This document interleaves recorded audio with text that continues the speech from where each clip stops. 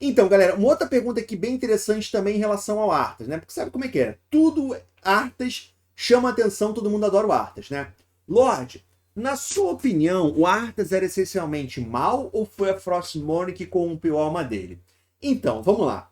Como eu estava dizendo aqui mais cedo, às vezes, nós também vivemos dentro de uma bolha. Então, às vezes, a sensação que a gente tem da opinião das pessoas é a opinião das pessoas que vivem à nossa volta e não necessariamente a opinião do público de uma maneira geral. E esse é um pouco o diferencial que às vezes as pessoas não entendem do trabalho do influenciador e do jogador. Porque o jogador, ele só precisa se importar com a opinião dele. Ele não precisa se importar com a opinião dos outros. O influenciador, o jornalista, ele deveria tentar analisar a opinião do público, para sentir a sensação do público. O que o público está achando? O público está gostando ou não está gostando? Não importa a opinião dele. Claro, a opinião dele também importa para fazer um vídeo opinativo. Mas ele tem que tentar entender qual é o mood, qual é o sentimento das pessoas, até para entender para onde está indo o jogo. Por que eu estou falando isso? Porque quando eu era mais jovem, e eu não era um jornalista, não era um influenciador, qual que é a sensação que eu tinha? Todos os meus amigos tinham o mesmo pensamento. De que o que fez o Arthas ser foda, o que transformou o Arthas num personagem diferente dos outros que nós tínhamos, o que fez a gente gostar do Arthas foi exatamente que ele não era corrompido, ele era mau. Porque tinha até uma brincadeira antigamente, lá vem a Blizzard com mais um personagem corrompido, de que todo personagem mau da Blizzard é porque tinha sido corrompido. O Sargeras, a própria Sylvanas, que foi corrompida, todo personagem mau é porque alguém corrompeu ele. Tudo na Blizzard era assim. E o Arthas não. O legal do Arthas é exatamente que ele era mau. Não quer dizer que ele fosse super mal, mas ele já tinha tendência.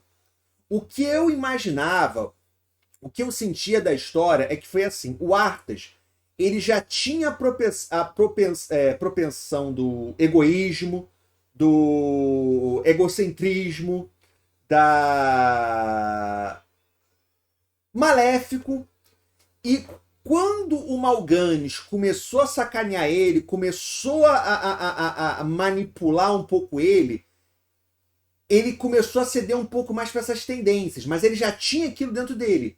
E quando ela pegou o Lamento Gélido, aquilo ali foi o ponto de virada. Mas não o ponto de virada porque ele foi corrompido, porque ele fez coisas muito ruins antes disso.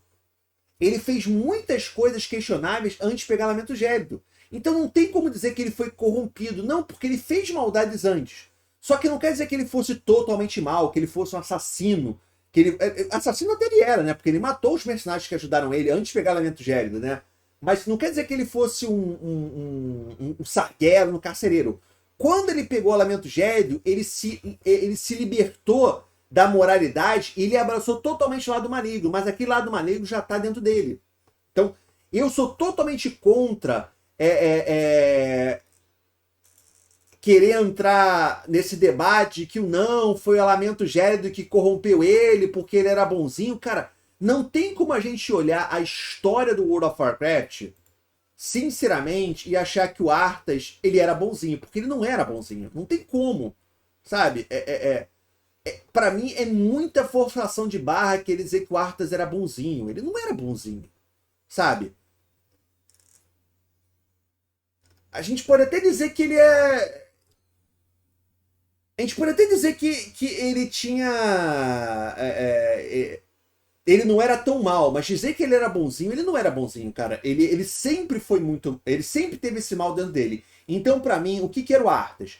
Era um garoto mimado, era egocêntrico, que tinha esse lado mal, mas que não tinha abraçado totalmente esse lado mal, mas isso foi crescendo. Porque o problema da corrupção o cara é uma coisa, foi corrompido, virou completamente, deu 180 graus de virada. Sacou? O Arthas não. Ele era 10%, aí foi 20%, foi 30%, foi 50%, foi 60%, foi 70%, pegou o Lamento Gélido e virou 300%, sacou? Ele não foi corrompido. Ele não pegou a espada e virou. Ele foi virando aos poucos até que ele realmente ficou um super mauzão. Porque ele também não virou um meio mauzão, ele virou um super mauzão.